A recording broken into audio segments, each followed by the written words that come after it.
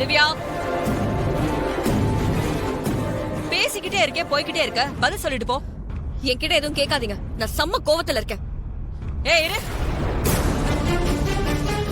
என்ன பிரச்சனை உனக்கு? இப்ப எதுக்கு இவ்ளோ கோவமா இருக்க? மா, உங்களுக்கு ஒரு தடவை சொன்ன புரியாதா? திரும்ப திரும்ப கேட்டுக்கிட்டே இருக்கீங்க. நீ பாட்டுக்கு வருவ, படபடன்னு பெல் அடிப்ப, எரிஞ்சு விழுவ, எதுவும் சொல்லாம போயிடுவ. ஆனா நான் உன்னை எதுவுமே கேட்க கூடாது. என்ன விளையாடுறியா? இப்ப என்ன ப்ராப்ளம்னு சொல்ல போறியா இல்லையா? மா, எனக்கு மூடே சரியில்லை. திரும்ப திரும்ப இப்படியே பேசிக்கிட்டு இருந்தீங்க. நான் என்ன சொல்லுவேன்னு எனக்கே தெரியாது. அப்புறம் நான் அப்படி பேசிட்டேன், இப்படி பேசிட்டேன்னு சொல்லிட்டு இருக்காதீங்க. ஏய், என்ன உனக்கு அந்த வேலைக்காருக்கு ஏதாவது பிரச்சனையா? அந்த வேலைக்காரி உன்னை ஏதாவது பண்ணிட்டாளா?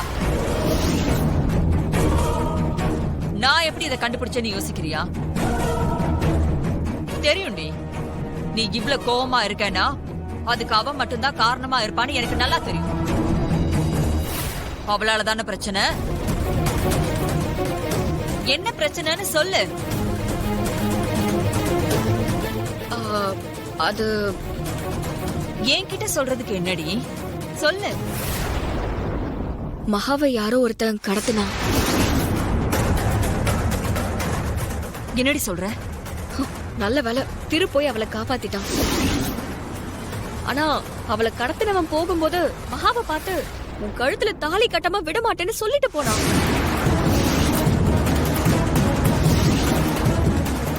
அதான் எனக்கு ரொம்ப குழப்பமா இருக்குமா. அவன் யாரு என்னன்னு அந்த வேலைக்காரிகிட்டே கேட்க வேண்டியதாலடி?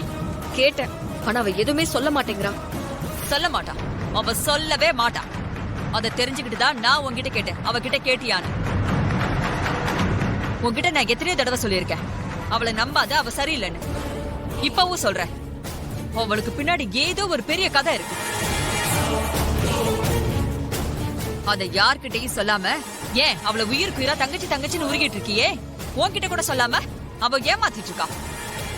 அவ இன்னமும் பெருசா மறைக்கிறாடி. என்ன அப்படி பாக்குற? நான் உன்கிட்ட எத்தனை தடவை சொல்லியிருக்கேன், அப்பெல்லாம் நீ என்ன நம்பினியா? அன்னைக்கு விளம்பர ஷூட்டிங் நடக்கும் போதே உன்கிட்ட தெளிவா சொன்னேன், இவ ஒரு நாள் உன்னை ஏமாத்த போறான்னு. நீ அவளுக்கு சப்போர்ட் பண்ணிக்கிட்டு எல்லாரும் முன்னாடி வச்சு கே கூட சண்டை போட்ட.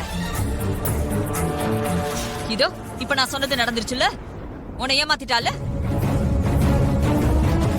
இன்னைக்கு நீ கேட்டதுக்கு அவ பதிலே சொல்லலன்னா என்ன அர்த்தம்? உன்னை எல்லாம் ஒரு பொருட்டாவே மதிக்கலன்னு அர்த்தம். அவளை தங்கச்சி தங்கச்சின்னு அப்படியே உருகுன. இப்ப என்ன ஆச்சு?